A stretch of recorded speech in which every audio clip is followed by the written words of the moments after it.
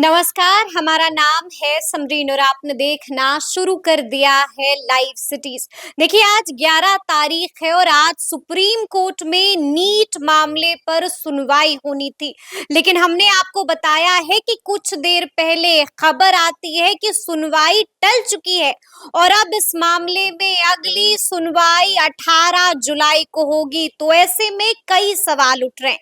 पहला सवाल कि आखिर सुनवाई क्यों टल गई और दूसरा और सबसे बड़ा सवाल यही बना हुआ है कि आखिर 18 तारीख को क्या कुछ होगा। तो आज हम इसी मुद्दे पर सीधी बातचीत करेंगे पटना हाईकोर्ट के जाने माने एडवोकेट देव प्रकाश जी से। सबसे पहले बहुत शुक्रिया जी, बातचीत। धन्यवाद। जी, सबसे पहले तो वकील साहब हम सीधा सवाल आपसे करेंगे। हम आपसे जानना चाहेंगे कि कहा जा रहा था कि आज नीट मामले पर सुनवाई होगी, लेकिन कुछ देर पहले खबर आई कि सुनवाई टल गई है। क्यों टल गई सुनवाई? देखिए, किसी भी सुनवाई में होने के लिए पक्षकार के वकीलों को तैयार होना अति आवश्यक होता है। अगर पक्षकार के वकील तैयार नहीं होते हैं कि हम तैयार नहीं हैं डॉक्यूमेंट्स के साथ में, तो डेट देना ही पड़ता है, चूँकि एक तरफ़ा एक्स पार्टी जजमेंट नहीं हो सकता, नॉर्मली अवॉइड किया जाता है। एक कभी-कभी क्रिमिनल केस में अगर हो गया तो हो गया, लेकिन दोनों पक्ष अगर तैयार होंगे तभी आर्गुमेंट होता है, बहस होता है, तभी निर्णय होता है। हाँ, अगर कोई एक्स्ट्राऑर्डिनरी को बहुत ज़्यादा डेट लेंगे उस केस में कोर्ट रेम इन करती है उस केस में, वो अलग बात है। आज 43 नंबर पर लगा हुआ था चीफ जस्टिस के कोर्ट में। 32 के बाद ही जो सरकार के एडिशनल सॉलिसिटर जनरल हैं उन्होंने जाके कहा कि हम लोगों ने कुछ दे दिया है, सब मिला के आप जान लीजिए कि 37 इसमें पिटिशनर्स हैं, जिसमें एक विशाखा यादव सबसे ऊपर में लगा हुआ था, जो सब और सब बहुत सारे लोग हैं। 43 के बाद 40 से 37 तक उसमें सब नंबर्स डाला हुआ है, तो 37 38 मोटा मोटी हो गया।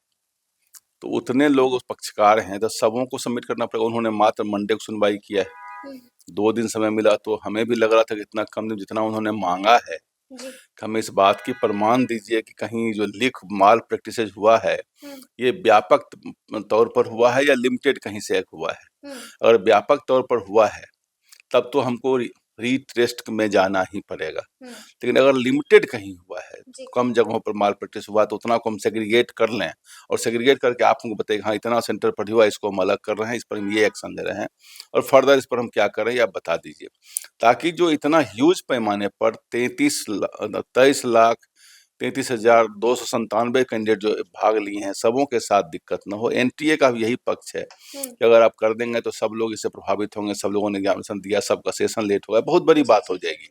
तो सरकार के दोनों पक्ष को भी वे करना पड़ेगा, ऑनरेबल सुप्रीम कोर्ट को दोनों पक्षों को वे करना पड़ेगा कि अगर हम कैंसिल करके करते हैं और रीटेस्ट में जाते हैं फिर तो कल तो रीटेस्ट नहीं हो जाएगी, फिर महीना 2 महीना समय लगेगा, फिर दो महीना समय लगेगा, क्वेश्चन पर प्रिंट होंगे उनके, फिर उस ढंग से होगा तो कितना समय लगेगा, पूरा समझिए कि सेशन ही लेट हो जाएगा। लेकिन इवन आफ्टर दैट अगर माल प्रैक्टिसेस व्यापक पैमाने पर हुआ है तो ऑनरेबल सुप्रीम कोर्ट ने कहा कि अगर हम रीटेस्ट में जाएंगे तो उसमें बीच में एक जो आज जो छोटी सी बात आई है उसमें एक कोई टेलीग्राम पर जो वीडियो चल रहा था उसके बारे में एनटीए ने अपना सबमिशन दिया है और data analyst Madras IIT Madras ने के द्वारा किया गया। उन्होंने कहा कि नहीं, ये जो वीडियो है वो वीडियो फेक है। अच्छा, वो जो टेलीग्राम पर वीडियो चल रहा था वो वीडियो फेक है, ये बात कही है आईआईटी मद्रास ने। हाँ, ये एनटीए का सबमिशन है। जी। उनका कहना है कि वो जो वीडियो है उसमें जो स्टाम्पिंग है जिसमें डेट आता है उसमें डेट 5 तारीख का आ रहा है, जबकि वो 4 तारीख दिखाया जा रहा था, तो वो फेक वीडियो है। अच्छा। इसके अलावा बाकी जो बातें हैं जो एफआईआर से तो अपने जगह पर है, उसका कितना प्रसार हुआ है तो ये तो एनटीए ने सबमिशन दिया है, उसको कंट्रोवर्ट कैसे करते हैं जो लोग रीटेस्ट चाहते हैं।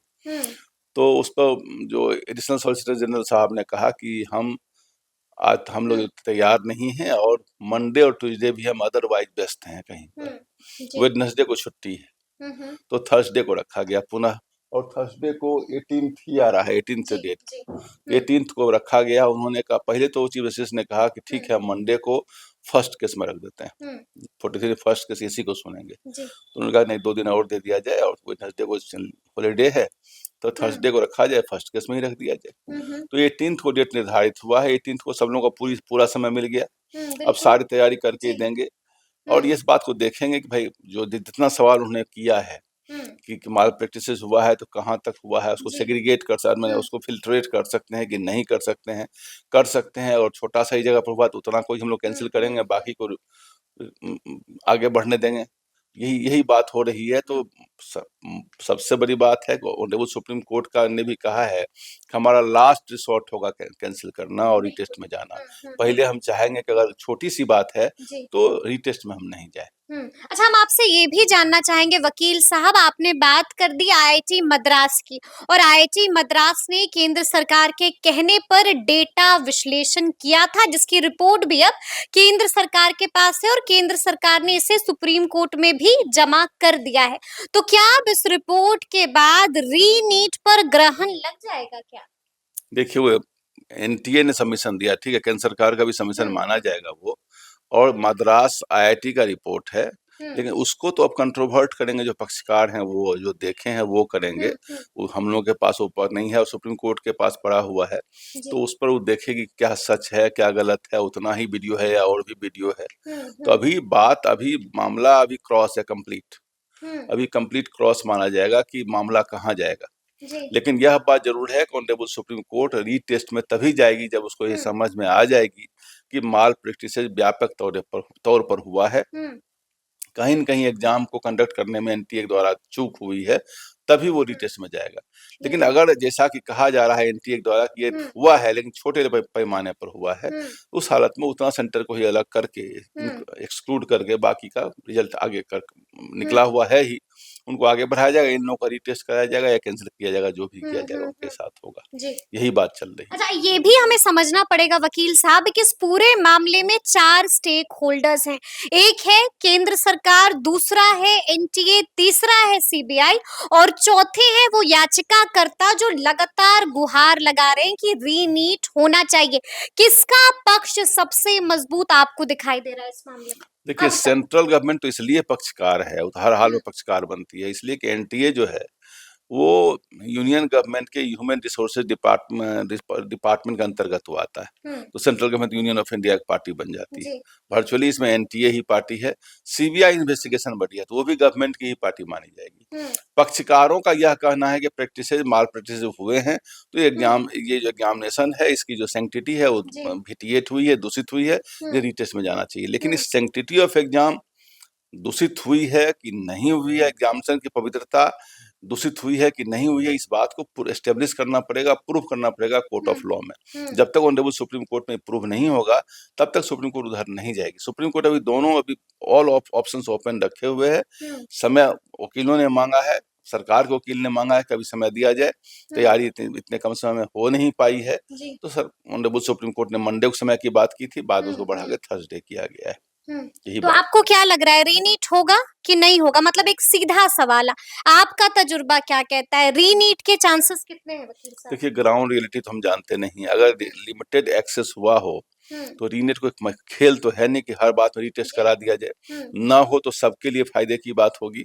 लेकिन अगर माल प्रैक्टिस हुआ है, जो अभी तक बात अधर में लटका हुआ है कि नहीं हुआ है। तो अब तो कोर्ट ने भी मान लिया है, सुप्रीम कोर्ट ने भी मान लिया है कि गड़बड़ी तो हुई है, कहीं ना कहीं झोल तो हुआ है। यह बात तो उस दिन ही मान लिया था, 8 तारीख को ही मान लिया था कि पेपर लीक तो हुआ है। बिहार में जो एफआईआर हुआ है और 13 लोग अरेस्ट हुए हैं, और एफआईआर में कुल मिलाकर 42 लोग अब तक अरेस्ट हो चुके हैं। तो एक पेपर लीक तो हुआ है। तो कितने पैमाने पर हुआ, उसमें यह भी है कि जो क्वेश्चन पेपर लीक हुआ वो कब हुआ और कितने देर में उसका प्रसार हुआ, ट्रांसमिशन कितने देर में हुआ और किस मोड से हुआ, किस माध्यम से हुआ, इस बात को सर्टेन करेगी उस ऑनरेबल सुप्रीम कोर्ट। जब तक उसको वेरीफाई आइडेंटिफाई नहीं करेगी तब तक उससे आगे बढ़ना नहीं चाहिए। लेकिन ये बात पक्का है कि अगर पेपर लीक व्यापक तौर पर हुआ है या ऐसा इस तौर पर जिसको कि अलग से समझना मुश्किल है, तब तो रीटेस्ट होगा ही होगा। रीटेस्ट तब होगा ही होगा जी, लेकिन अगर वो लिमिटेड होगा तो रीटेस्ट नहीं होगा। तो 18 तारीख को क्या कुछ हो सकता है वकील साहब, आपको क्या लगता है? मैंने उस दिन भी कहा था 50-50 चांस, आज भी मैं वही बोल रहा हूँ। अगर एक वीडियो तो फेक निकल चुका है, वो फेक, अगर आईआईटी मद्रास ने कहा, आईआईटी मद्रास को पक्षकार तो है नहीं, वो एक्सपर्ट लोग हैं, वो लोग, उन लोगों ने कहा, उन्होंने स्टाम्प भी दिखाया है, तो अगर एक वीडियो लीक है तो और भी वीडियो लीक हो सकता है इसमें।